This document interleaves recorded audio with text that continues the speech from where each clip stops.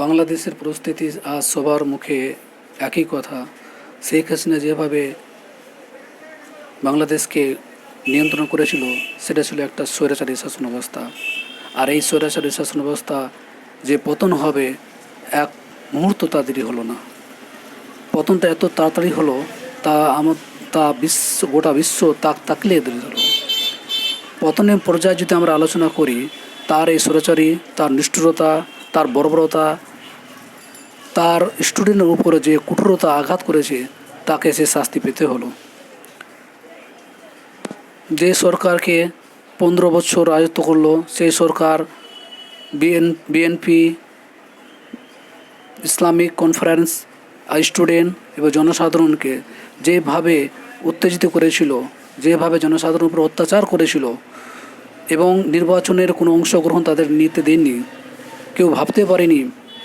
এবং এই তিনটা দল বিরোধীরা যতটা অবলম্বন করেছিল শক্তি এই শেখ হাসিনাকে নির্মূল করার জন্য, তারা কোনো মতেই পারছিল না এই সরকারকে, শেখ হাসিনাকে দমন করার জন্য।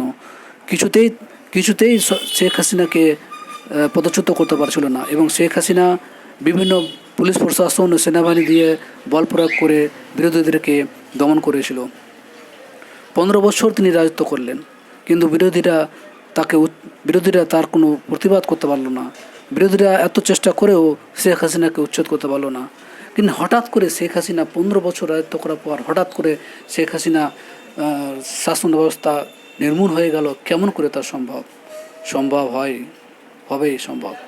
আল্লাহ তাআলা যদি চায় তো একটা মাত্র ভাষাতেই সেই তার সাম্রাজ্যকে ধূলিসাৎ করে দিল। কোটা, এই কোটা ভাষাটা একটা ছোট্ট ভাষা, 2 অক্ষরের ভাষা কোটা। এই কোটা ভাষাতে ওনার সাম্রাজ্য পতন হলো। এবং স্টুডেন্টকে ও ছোট্ট তুচ্ছ শক্তি মনে করতো। যে স্টুডেন্ট কলমের দ্বারাতে লেখাপড়া করে, সেই কলমকে তারা হাতিয়ার বা অস্ত্র বানিয়ে যে শেখ হাসিনাকে পতন করাতো, এটা গোটা বিশ্ব আজ বিস্মিত হয়ে গেল। কিভাবে সম্ভব যে ছাত্ররা এই কলমের দ্বারাতে তাদের এই সাম্রাজ্যকে পতন করালো? কারণ অত্যাচার বেশি দিন স্থায়ী থাকে না।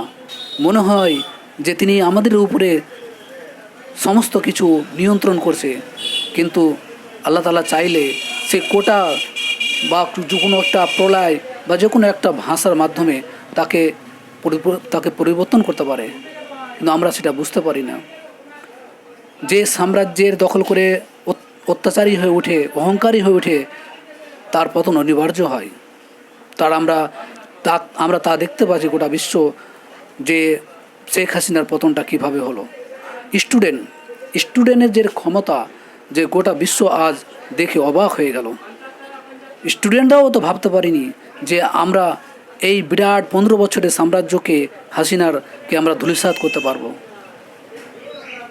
এই ধূলিসাতের পিছনে তাদের যে একটা একতা, মনোবল, শক্তি, মৃত্যুকে ভয় না করা, আর জনস্রোত, লক্ষ জনস্রোত, লক্ষ স্টুডেন্ট যে একযোগ হয়ে নির্ভয়ে তারা যে বাংলাদেশ ঢাকায় জনপথ মিছিল করেছিল, সেই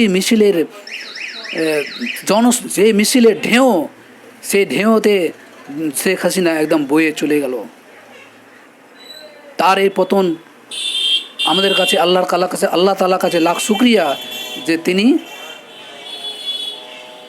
পতন হলো।